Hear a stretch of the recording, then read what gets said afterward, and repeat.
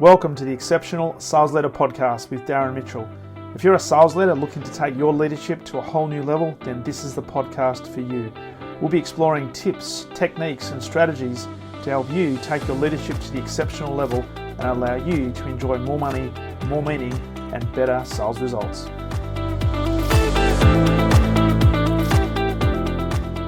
Welcome back to the Exceptional Sales Leader Podcast. Darren Mitchell here on a beautiful winter's day here in Melbourne, and an absolute pleasure to welcome to the podcast Mr. Tom Stearns, all the way from Massachusetts. How are you, my friend?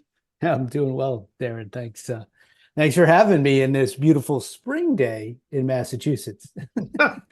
And it's well, we're just talking before we press record, and I think you were saying it's around 7 p.m. over there, and as we're recording this, it's 9 a.m. on a Tuesday morning here. And it's beautiful light. So it looks like the middle of the day. And I wrongly assumed that it was late afternoon, but you're telling me it was 7 p.m. Yeah. We get sunlight till, I want to say 8:30 this time of year. Nice. Yeah. And it's probably starting to get a little bit warmer as well, which is nice as well. Yeah. This is good for New England because the winters can be long. Yeah, I can imagine.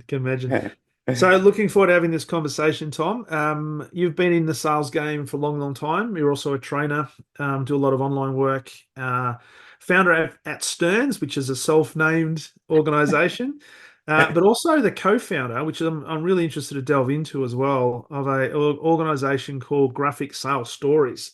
So I'd love to know a little bit more about that as we get into this conversation. But just for the listeners' benefit, can you give us a little bit of a background on, I guess, your journey and what led you to doing what you're doing today? Yeah. Thanks for asking. So I grew up in technology startups in Boston.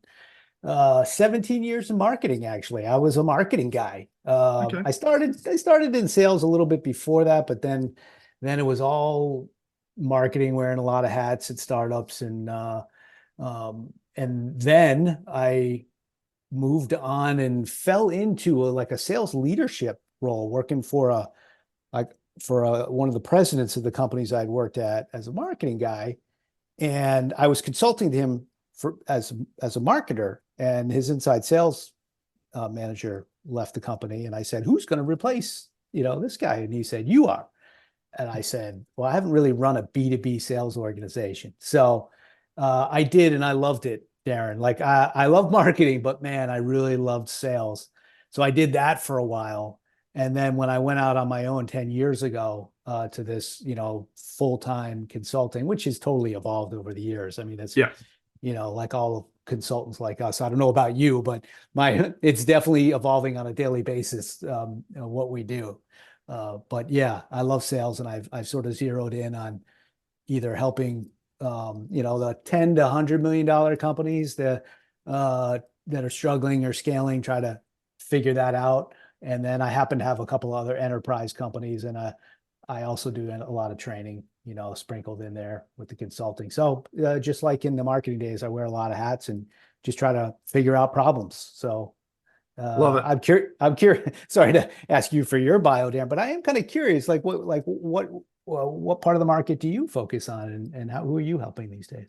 Yeah, pretty similar, B2B. So I tend to work with organizations that have around $10 million of annualized revenue and above, that have a sales team or a number of sales teams with some sales leaders. And again, probably similar to you, helping them with their go-to-market strategy, helping them with pitching, helping a lot of the leaders make the transition from individual contributor. Because as you were talking about how you were anointed to be a sales leader and you had never really been in sales leadership before, but obviously the VP saw something in you. Often people are thrust into sales leadership and they don't necessarily have the transition plan or the game plan or the map to actually make that transition a successful one, because there's different skill sets that are required of a sales leader compared to an individual contributor.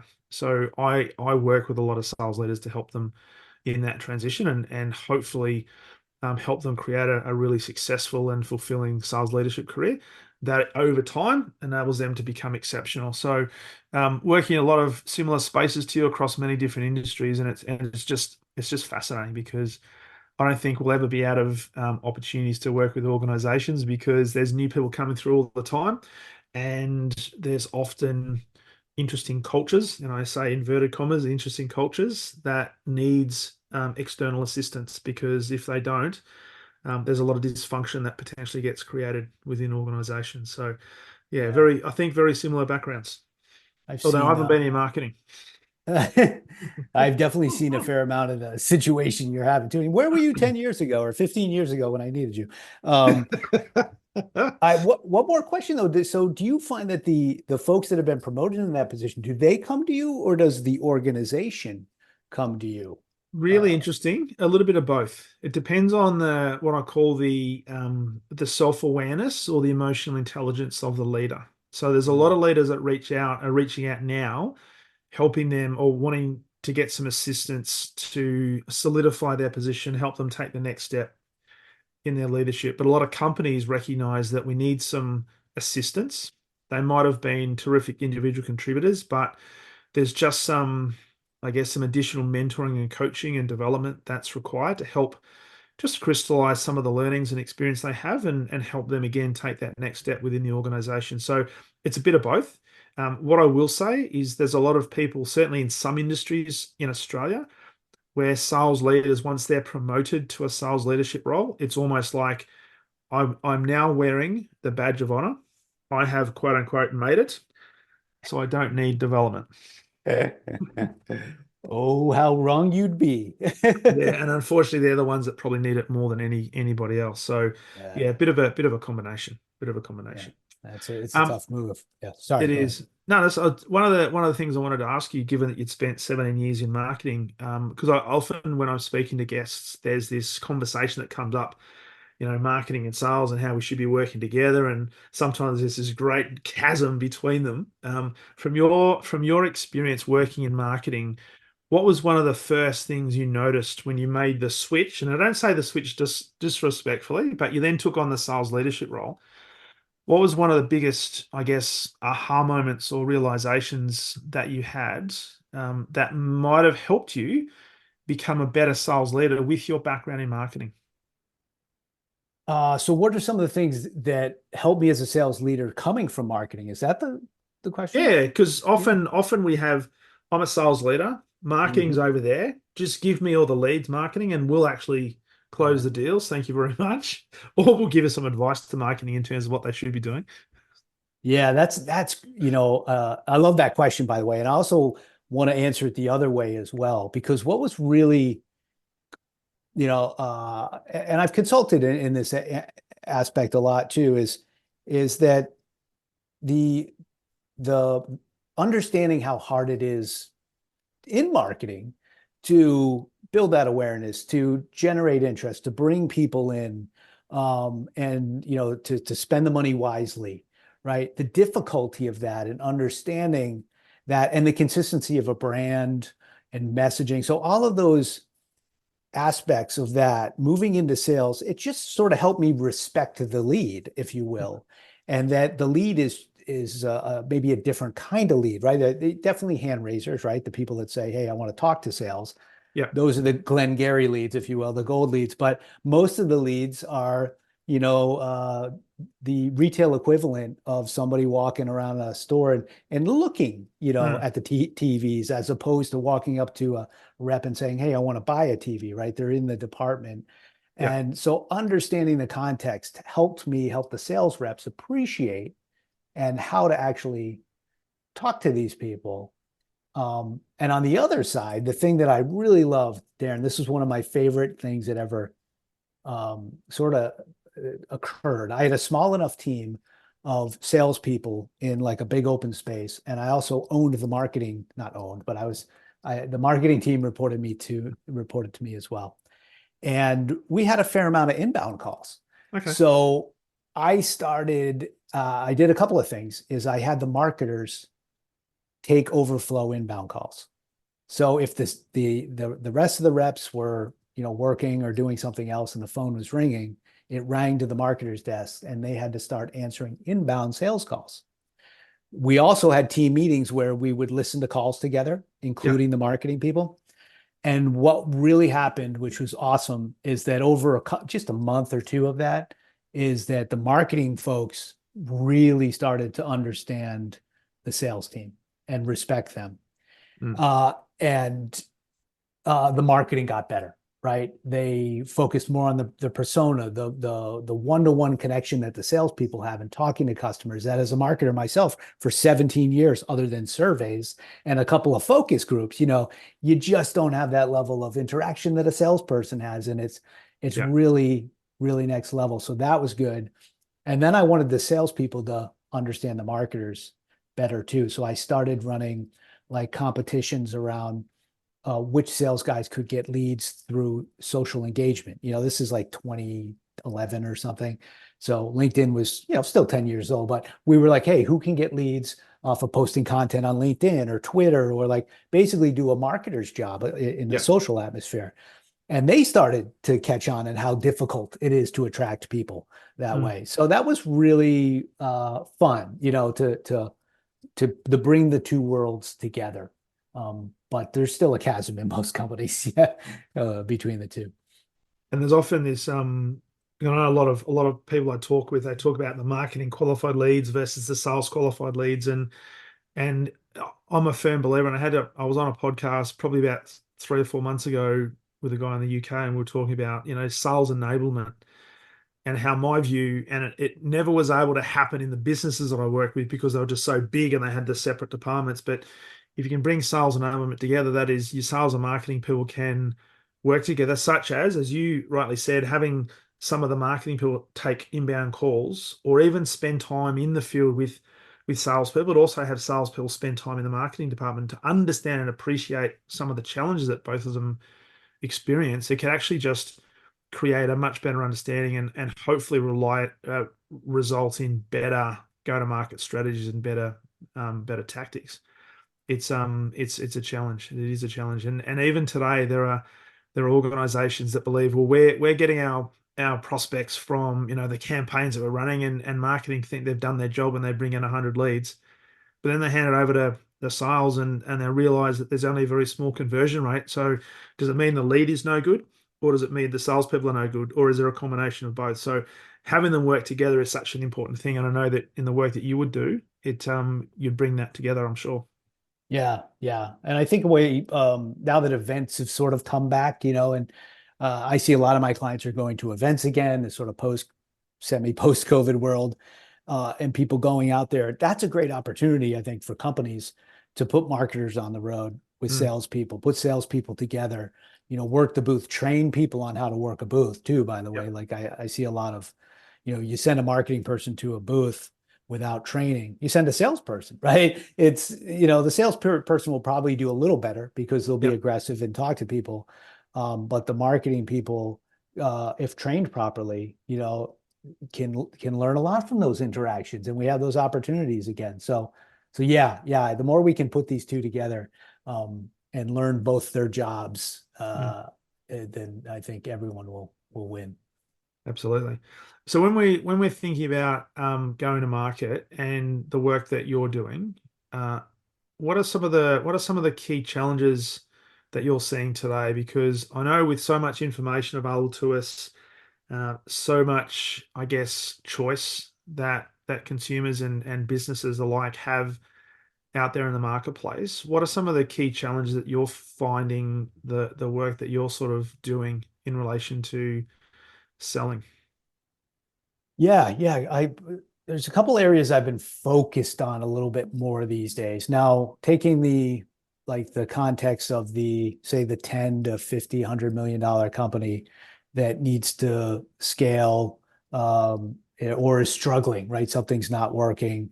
I think a lot of that comes back to really a deep understanding of their buyer. We use the term ICP. I Mm. heard Tamara on your last podcast Yeah. talking about ICP, your ideal customer profile. And it's never been more important, I think, to understand who you're going after, Mm. but also like training your people, giving them time to learn that buyer. So an organization that, again, some of the ones I'm working with, 10, 50 to 100, it's, they're in this stage of like, hey, we got some deals in this industry and this size. And it's like, and I'll ask like, hey, who's your ideal customer profile? And they're like, well, we want all of these. And that's the nature of a founder. They're kind of getting to a certain point. But I think that narrowing it down is important because sales teams, we need to make these salespeople experts, right? We need to Mm, make them, they need to understand the day in the life of their buyer, like really deeply. And that takes time, especially if you're a young person getting out mm, there. So that's like and I say that as well because with AI and a massive amount of noise and outbound now, it's getting harder. So to differentiate yourself when you have that first conversation or a cold email, you really need to live and breathe like your buyer does. yeah, So that's one big one. I think I mentioned this to you before, is I'm working with a lot of like young account executives and older account executives, and it's that discovery conversation where the close rates. Andy Paul, we mentioned Andy in the pre-discussion. He's really like, hey, our win rates keep getting smaller, and I think that's really true. yeah, And with inbound getting harder, we have to be able to make each deal like better. We need to close at a higher rate. And I think a lot of that comes down to that human conversation yeah, that I call it sales EQ. I've been kind of knocking that term around, meaning sales emotional intelligence. Can you have a conversation with somebody and really like listen and probe and, get to know them? And I think that we're a little robotic, right? Hey, what's this process? What's the stage? And how do we get to that? When do we get to the demo? It's like, whoa, it's more about this. Do we understand their problems? Do we yeah. understand them and the impact? So sorry for the long answer to that question. No, no, because I want to delve into that because what you're right raise is a really interesting point. My experience and one of the things that I'm big on is trying to separate your products and your services from the solution to the problem that you solve. Because not every Mm. customer is going to qualify for the product that you have. So why is it that you as an organization spend so much time focusing on your own product and your own service? And why is it therefore that your salespeople lead with your product or your service? So I often say to clients of mine that are in sales, I said, well, your challenge this week is to resist the temptation to speak about your product. Right?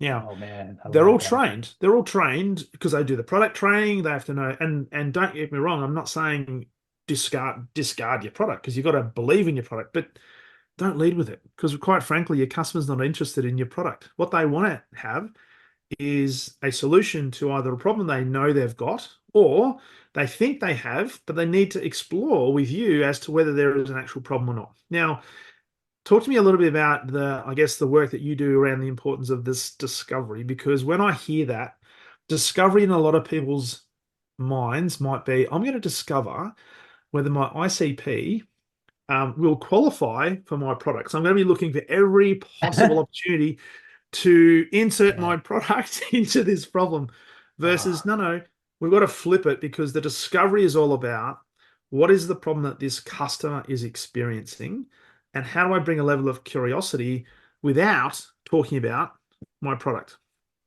Wow, Darren, you're speaking my language. I definitely obsess about this a lot because I have all the same words too. It's a problem. What problem are we solving, and how do we not and use that term qualify? And it's like another term I almost don't like. Like, how do we strip it away and say, look, when we approach a conversation. So to answer your question, some of the ways I try and help companies do a better job with this is uh, to focus entirely on until we understand the problem the customer has and they understand the problem, right? Challenger sale kind of stuff. Do they even know they have a problem around this? And what's the impact or consequence of that problem? Mm, Until we understand that, why would you ever talk about a solution? yeah. Because it may be completely irrelevant. So tactically, when I'm working with reps on discovery, is like, okay, medic, all those things are nice. Let's focus, let's simplify. Are we curious enough? Do we have the business acumen enough so we understand the world that we can follow the thread to be like, oh, you're doing it that way. Mm, Have you considered that that is costing you this? Or what are the ramifications of doing it that way? So they answer themselves and you're kind of moving. Also, this intention, right? When you go to that call, that uh, we're not selling anything. Our intention is like, do we approach this with their best interests at Mm. heart? So even if we learn, like we got to learn, hey, we learn they've got a problem that Acme's solution is better for. We should tell them that, right? Yeah. That's our obligation. Yeah. So I think that that's a big aspect. I do play with some tactics on that in terms of, and you just said, I think a similar thing is I'll tell younger reps, I'm like, hey, this weekend, when you go to the bar, here's the goal, right? You don't talk about yourself all night, right? There's no I in that conversation. And corner somebody, and if it's somebody you know, can you learn something new about them that you didn't know? Yeah. If it's somebody you don't know, can you get to what challenges they have at work Yeah. that they want solved? Like these are kind of exercises to help you approach that conversation. Like, yeah, I so agree with everything you said, and yeah, it's got to be on the problem and impact first. Because when you look at that term, discovery, right? And there are a lot of sales teams that don't spend enough time in the discovery phase. They think, wow, we've got a live customer who have shown an interest. As you said before, they're in the store looking at all these TVs, but they haven't yet come up and said, I want to buy that one, right? But we tend to think that because they're in the store, there must be a level of interest. And my job is to convert that interest into a commitment, right? Mm. The whole point of discovery is to discover, to ask questions, to be curious, right? And to figure out, is this person a tire kicker? Is this person in the very early stages of thinking about a new TV, as an example, or are they in a phase where they've actually decided that they have a problem that needs to be solved, and now they're looking at what model of TV might suit their requirements? Our role as a salesperson in the discovery call is to make that determination. And the only way we can do that is to maintain a level of curiosity and not make it about our solution. Because, and this is the thing that I find as well, and I love your take on this. When you've got salespeople under so much pressure to hit a target, Mm. and particularly when we're getting closer to the end of the month or the end of the quarter, sometimes the behavior can lend itself to, I'm going to do a really quick discovery call because I've got a live customer here. And if I've got a live customer, I've got to try and convert them. Mm. So I'll use all these sales closing techniques to try and get them to make a decision that perhaps is not going to be the best solution for them. So how much of the work that you do is, I guess, having a level of urgency, but also marrying that up with a level of, I guess, disassociation or curiosity to say, you know what, if we don't sell this customer, then so be it. It's all good. Yeah, it's really, slowing it down to speed it up is the way I think about it. And I want to ask you how you do this too. So don't let's come Mhm. back to you. So before I answer that, Darren, in greater detail, how do you teach reps to maintain the urgency but disassociate yourself? What tactics are you doing for this? Um, it's a difficult one because sometimes you've got to help the person unlearn a lot of conditioning that may have been indoctrinated through product training, culture, pressure. Um, it's to try and it comes down to a mindset from my perspective and walking in, being prepared, but certainly being prepared, but being prepared from a perspective of, okay, what sort of information do I need to find out from this customer? What do I already know about this customer?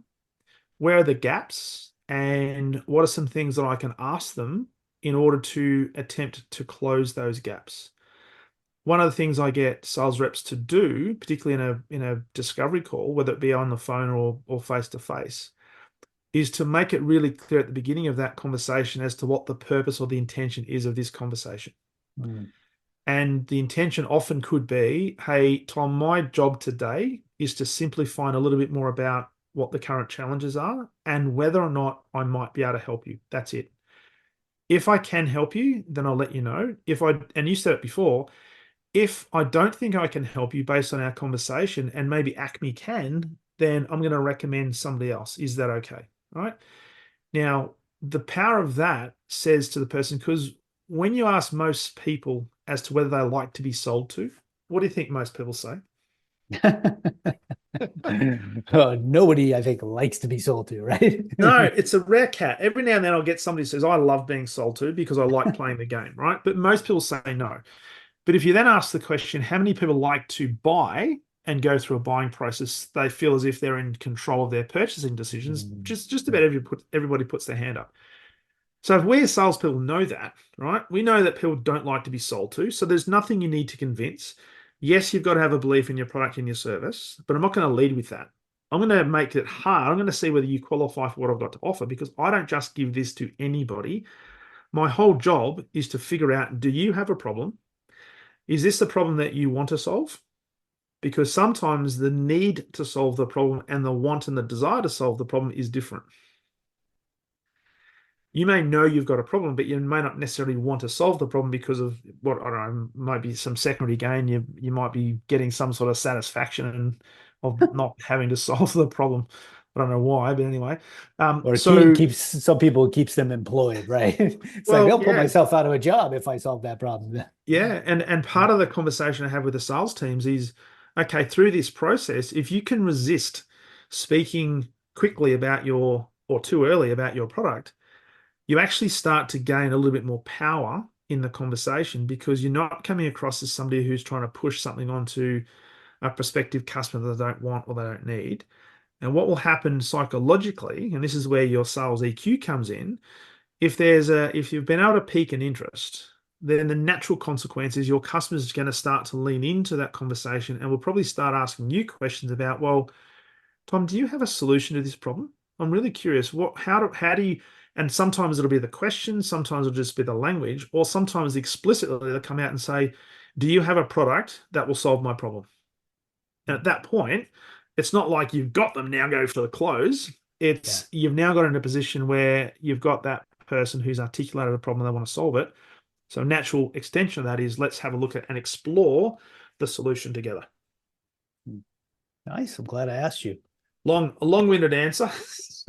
No, very good. Very good. 'Cause I wrestle with this all the time, Darren. I feel like, how do we like help reps get there? And I think you're right. There's so much that they're often being pressured from the organization.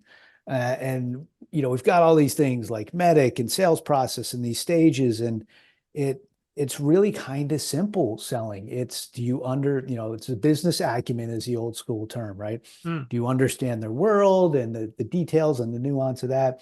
And can you really then the next part is, can you have that in-depth conversation to help find where the real problem is?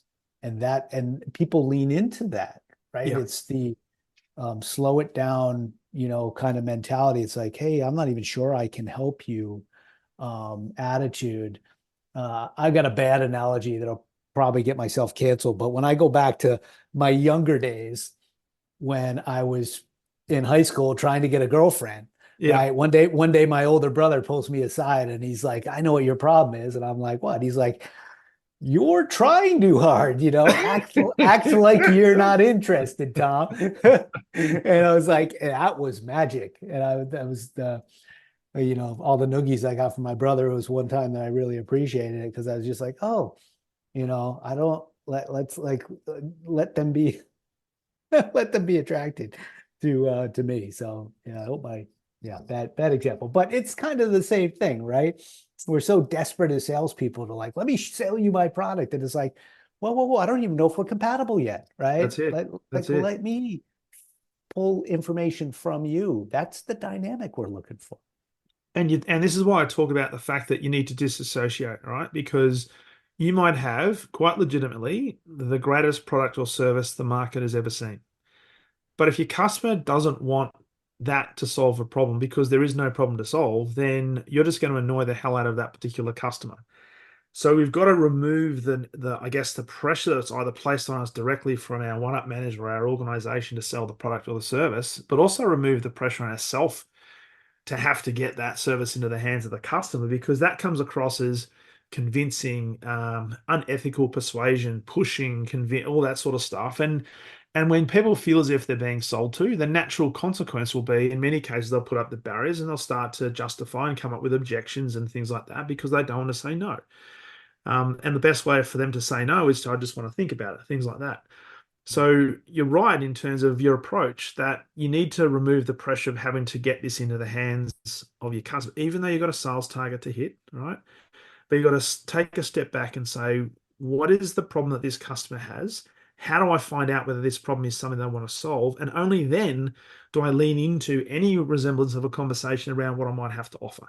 Now, if I do that, I can build the muscle around that, then quite naturally what you'll start to see is there'll be customers that'll be leaning into you and asking you about what you have to offer because there's a completely different dynamic you create in that environment. And it's fascinating to watch. The Yeah. two And salespeople that one pushes and one pulls, we know which one gets most results that are more sustainable. It's the one that pulls. yeah. And what can you do for free? This goes back to that sort of uh, act of service, if you will, the service mentality. You might Mm, get somewhere and you'd be like, you know what? We'll fly out there and we'll do a whiteboard session, or we'll, would you want to talk? Do you want to talk to our CFO? It sounds like your CFO is, but you want to get his point of view on battling this. Like, if we can just find ways to help them, and even if it costs us time, it slows things down. Uh, that those are just ways to build credibility, yeah. or point them to somebody. Hey, we're not the right solution for you. Mm, I like that one. Like, it's like we don't win at all costs, right? If we know we can't help them, uh, I'm a believer that just give and give and give, and the universe will give back to you. Uh, but don't have that mentality either. Like, what happens if you say, "Hey, you should use Acme," yeah. that person will now trust you, and our careers are long. I mean, I think I'm older than you, Darren, but it's like my network like keeps coming back and Yeah. offering me work. Like, it's great, and it's because I think because I've, pointed them in different directions or tried to help. And that's what I think younger reps could look forward to. It's like, hey, you might lose this deal, but now that connection on LinkedIn actually respects you and their next company, or they refer you somebody else that is a better fit. Yeah. Um, like, don't approach it that way. Do it altruistically, but it's still probably going to come back to benefit you in the long run. They will. They will. And it's the, as you said, it's the giving mentality that, I mean, but sometimes it's also difficult because you're under pressure to get and you want to get because if you don't get, you don't want to have the conversation with your sales manager as to why you're not bringing in the bacon. Yeah. But you've also got to be playing the long game. And so what is the right thing for me to do in this situation? Now, if me trying to get a sale close so I can meet my metrics at the end of the month, but in the process, I'm starting to um, diminish my level of credibility in the eyes of that customer, then that's great. You might get that sale in the short term, but you're not going to leave that customer with a good taste in their mouth. And they're probably not going to think about you when there's another opportunity that comes up where ordinarily, if you did treat them well, they would think about you as a potential introduction to somebody else. So it's a very fine line. And I say to sales teams all the time, and certainly leaders, you've got to execute a level of urgency with a level of patience as well. Yeah, and I think you have to do a lot of the easy things right. So there is the pressures are real, right? Yeah. Like they are under a tremendous amount of pressure. I often find that account executives that have been BDRs before, sometimes that benefits them if they have that memory. They'll be out there and they'll continue to prospect because there's nothing that makes it easier for you to say like, hey, why don't we slow this down, than to know you've got a lot of pipeline. Yeah. So that's always going to take that desperation away. But you have to make a hard and fast rule also that, look, I'm never going to violate the rule that I'm going to try and close a deal that isn't right for the customer. So Yeah. you have to make a black and white rule. And then the other thing I think that's really actionable is that once you're in the motion with a customer that's interested, that make it as easy as them as possible. And that's project management and just all those details. So like, hey, I'm going to recap this clearly. I'm going to provide, all the materials you need. I'm going to schedule those other meetings. I'm going to come to you. I'm going to fly out there if I need to, Mm, even on my own dime if I need to. yeah. I'll somehow get to Japan if I need to. Like you have to think about what's going to make it as easy as possible. on that customer so they don't have to do the work. Those are some of the things I think that reps just get lazy about. It's like, why is it taking you 3 days to send the recap email, right? Should happen. Andy, why is it taking 3 months to post that podcast? I'm just kidding. That's right. Sorry, I keep dropping random references in here. Sorry for your audience. Oh, good old Andy Paul, great man. But you're so right, and one of the things that I often talk about is, and it's funny when I talk about this, some people turn around and say, "What are you talking about?" But it's when you think about it, it's quite logical, and that is that, particularly in a business-to-business environment, the sale actually doesn't commence until after the transaction or after the sale is made. So to your point, right, you can work really diligently going through all the discovery, get to the point where there's a fit between the customer's problem and your solution. Natural conclusion is we do business, right? But how many salespeople, once that contract is signed, they then become very difficult to get access to, right? They all of a sudden, the proactiveness they were demonstrating up until the time the customer said yes, all of a sudden turns into complete lack of proactiveness after the contract signed because they've moved on to the next customer, right? Now, Mm. part of that may well be that that's how they're incentivized, and that's sometimes conditioning. But if we're thinking about ICP, but also lifetime value of a customer, if you can match the service and the dedication to a customer pre-sale to the dedication and customer to the server to the service to the customer post-sale, you stack the odds in your favor because they're now on board as a customer. Now, if you make all these promises that you can now start to deliver, and the customer thinks, well, this is just not a fly-by-night organization, I feel more comfortable now doing business. Guess what? They're more likely to refer others to you. They're more likely to think about other opportunities they can work with you on. So I'd love your take on this and your experience in terms of the work that you do. How many sales teams and organizations are so fixated on getting the customer that sometimes they forget to take care of the post-sale um, uh, environment? Yeah, that can be a real problem. I think I'm fortunate to say that most of the teams I've worked with in recent history are pretty diligent about that, and are even organized. Like a credit to their leadership is that they've built some systems where, yeah, there is a handoff, of course, but that the account executive still plugged in. Yeah. That relationship continues. Like I think organizations are doing a better job these days with that.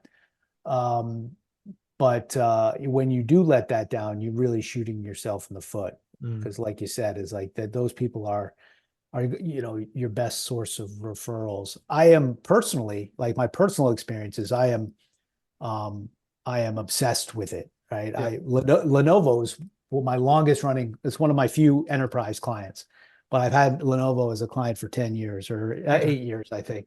And um I I know my all the customers, and there's a lot of them, right? It's a complex sales cycle, renewing year after year and things. I do my darndest to make everyone's life as easy as possible. Even a training I'm running, I'm like, oh, I'll schedule that. Like just obsess on just make it easy on them. Mm. And they'll really appreciate that. So yeah, I don't think you can't not focus on that. Yeah. But I don't have a lot of examples of clients that have been letting anybody down, to my knowledge. Well, that's good because it means that obviously the impact you're having is a positive one. So you're teaching the right things, Tom. No, I hope so.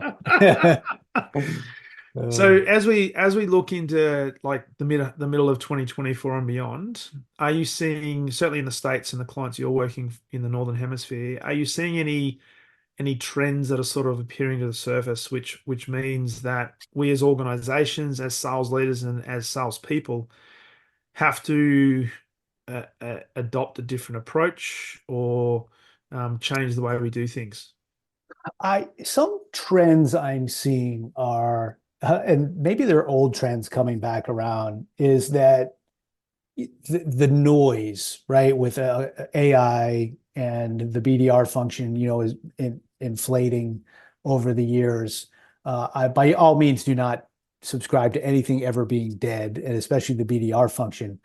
But I think that the value of partner relations, um, live events again, in-person meetings, that they're worth investment. That Mm, that I'm seeing anyways. I'm seeing some clients that are going to events, they're their best leads, right? Their partners are really important to, again, the 10 to 50 to 100 million, that I tend to live in, is that those tactics are fruitful again. I mean, we now go to events and everybody's going again, so it helps. But also in education, in educating your young reps is like, get them out there. They'll learn the business acumen much faster being on site at an event, talking to customers, than they will through cold email, LinkedIn connection requests. So those are old tactics that I think have, the data is showing are worth investing in. so going back to the nose to nose, toe to toe, I think face to so. face conversation. Yeah, back to Vegas, right? Back Who to would have having. thought? Who would have But thought? And yeah, yet there's still organizations that say, hey, we can just sell by chat. You don't have to talk to anybody. You can all do yeah, self-service because we've got everything sorted, which probably works for commodity type products, but not in complex solution-based selling, I wouldn't have thought. right, right. I think the complex still requires that. Like, I think the AI conversation that everyone is having is that, like, people are trying to figure out what to do with it. There's certainly a lot of tools and algorithms, but I don't know about you, Darren, but the use cases that I like for AI are it's a great brainstorming partner. Mm, And with a lot of account executives, the coaching aspect, I will teach them how to use AI. Like, I'm not available, right? You can talk to the chat GPT to find your ICP and mm, start to pick at it. What are the problems I don't understand? How would I ask this question? Plug in the transcript to your yeah, call that you had and say, hey, did I get to the impact? How much did I, like, you can use it as a brainstorming partner to uh, to better serve your one-to-one interactions. yeah, And yeah. it's not something to be afraid of. It's just sort of, it's someone to talk to when you can't find anyone in the office to knock it around with. I think you're right, but even with AI where it sits, you have to not so much treat it with a grain of salt, but also have a bit of a pragmatic look at it because it can help garner a lot of information very quickly. You still have to potentially distinguish that information and think, okay, does that make sense for my context? What I will say in relation to AI and certainly the people that I'm talking with is there may down the track be some roles that might get eventually replaced by AI, and that's just the evolutionary thing. But from a selling perspective, if we as sales leaders, salespeople, organizations don't adopt the power that AI can bring, then we potentially get left behind. And what it does, it enables us to speed up our process. So where we might have been doing some manual research on customers or influencing lines and ICPs and things like that, AI can do it very quickly, and we can get that information. We still have to, I guess, critically look at it and see what the context is. But I look at it as an enabler rather than a replacement in terms of the work that we do. Yeah, yeah, same here. It's Yeah. another tool. It's how we choose to use it to be effective with it. Yeah, Yeah. yeah. So let's change tack because I know another piece of work that you do and another love you have is this thing called graphic sales stories, and you are the co-founder of this. And for those that are maybe brand new to this, and this is the first time they've listened to the podcast, and the first time they've heard of this thing called graphic sales stories, what is it, and what are you doing with it? I'm glad you asked. Yeah, I'm having a blast with graphic sales story. It's essentially, we're, myself and my friend Peter, and an amazing illustrator named Eli Stone. We are telling somewhat timeless sales stories in the form of comic book illustration, graphic novel. And it's been a blast. It's years in the making, actually. My friend Peter and I were college roommates. And after a couple of long drives a couple of years ago, we realized, like, hey, we kind of do the same thing. We're in the same space. We got the same stories.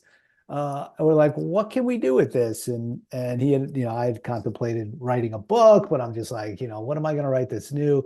Anyways, fast forward 2 years later, and finding Eli and spending a lot of time honing our craft.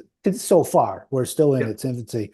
We've been rolling out these graphic sales stories every couple of weeks, and continue to do so. So they're a lot of fun, but I hope they're also like just another way to relate. I mean, sales is one of the things that we both agree on is that sales is tough, right? Mm. And but it's also fun and wild, and there's lots of stories out there.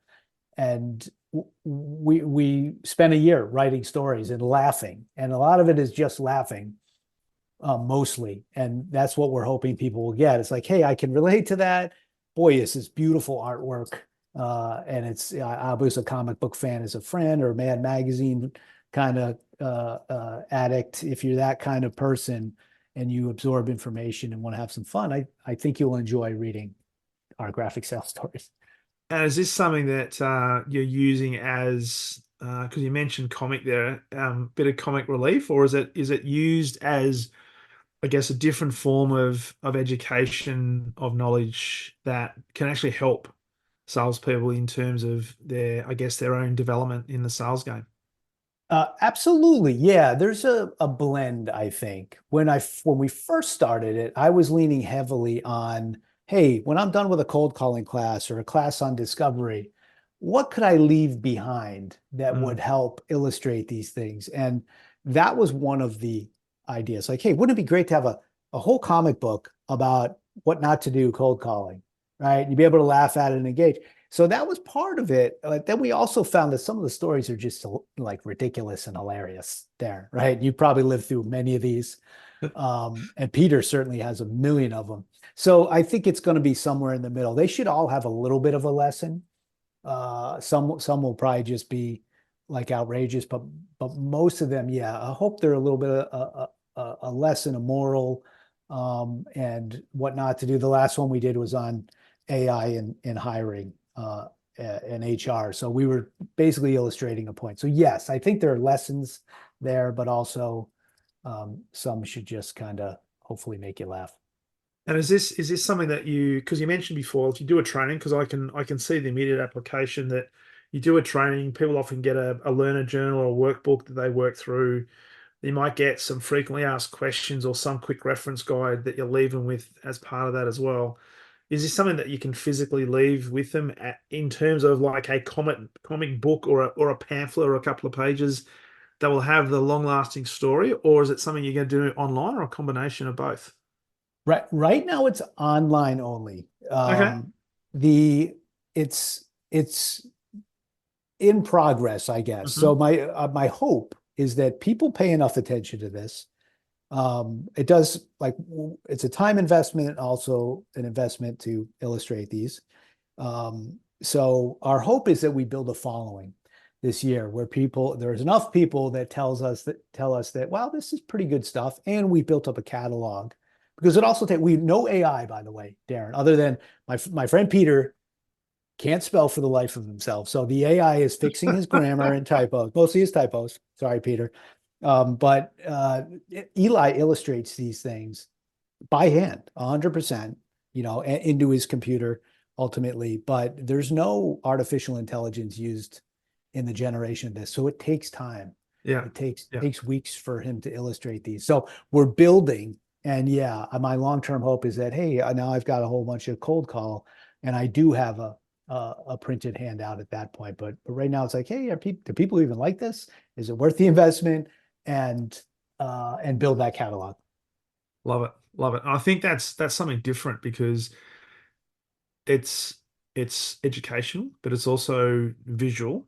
And if you've got something in the form of a story and you throw some morals in there and throw some principles in there, there's a higher probability of that principle being retained by the person Mhm. who is watching it or reading it, because we all love stories, right? And if you place the salesperson in the front of the story, particularly if you've got some cold calling or some objection handling doozy stories, in your career, you can throw into a comic strip. It's like, yeah, I can relate to that. Yes, yes, exactly. Yeah, how to retain. I mean, working with clients and you're trying to teach people how to unlearn all this behavior. What's Yeah, another way to help them kind of see that? Like that's I don't know about maybe you're like myself, but I'm always disappointed in my effectiveness after training or coaching or consulting. I'm like, how could I have done that better? How can they yeah. retain that information?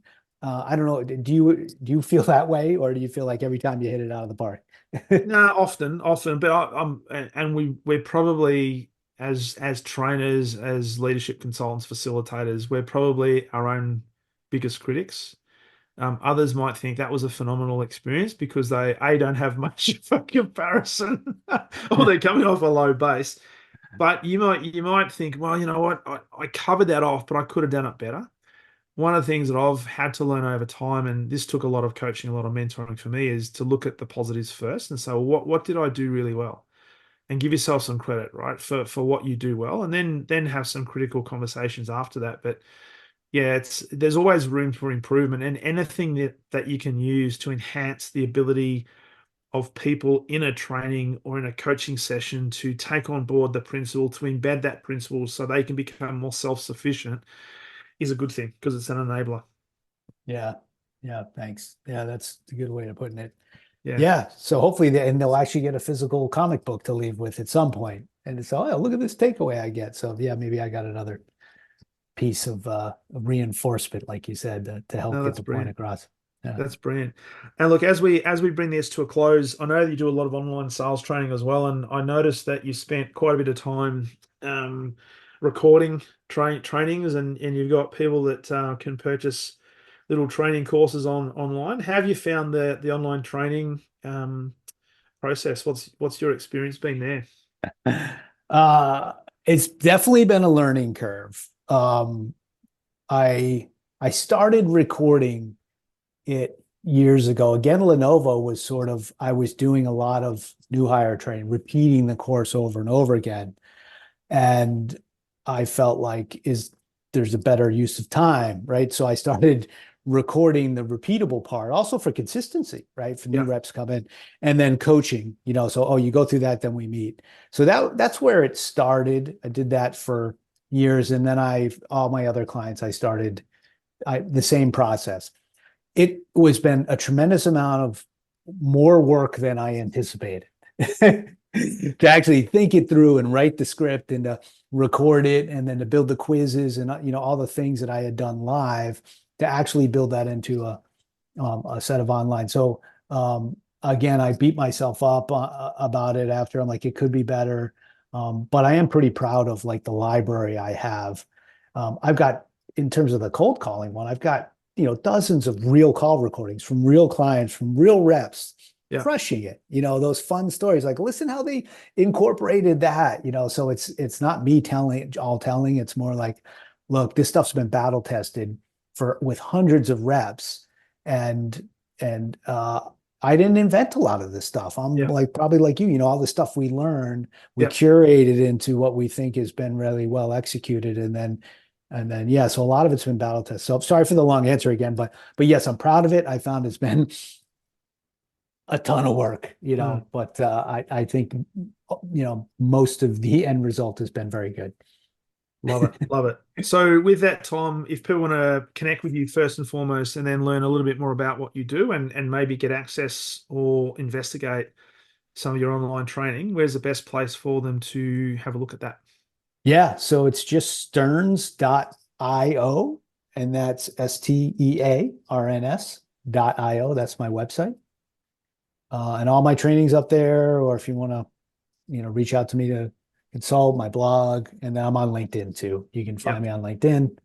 And and Graphic Sales Stories is just graphicsalesstories.com if you want to check out our comics. cool. I'll put that in the show notes. Thank you. Appreciate So that.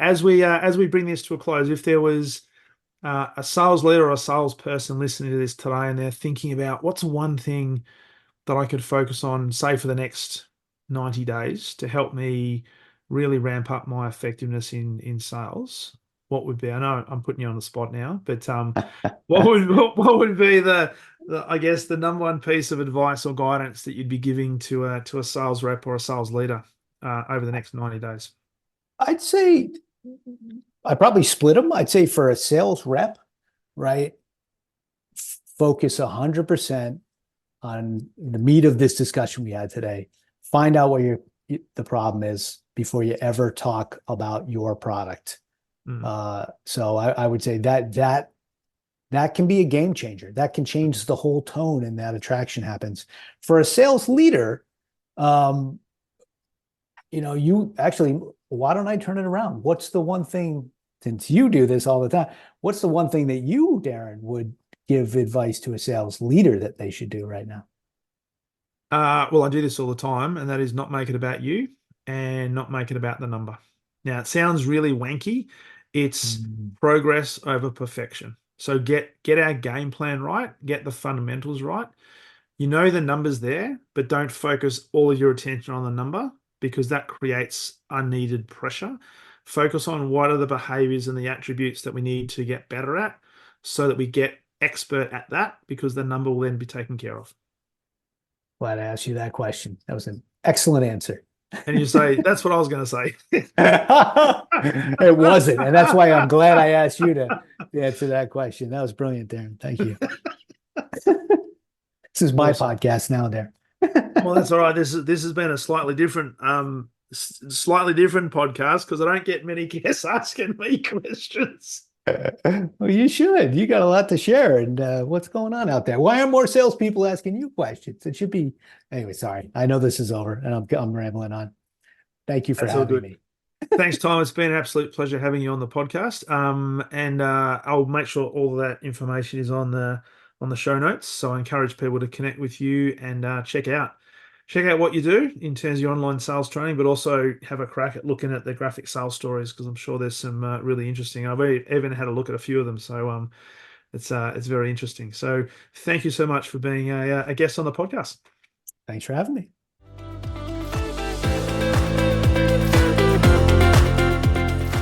Thank you for listening to the Exceptional Sales Leader podcast. I trust the information in this episode has been helpful in your journey towards becoming exceptional. And remember, please take the time to rate the show, subscribe to the show so other people can find it. But also, if I can help you, jump on my calendar, go to leadwithdarren.com and let's have a conversation about how I can help you along your journey to being exceptional.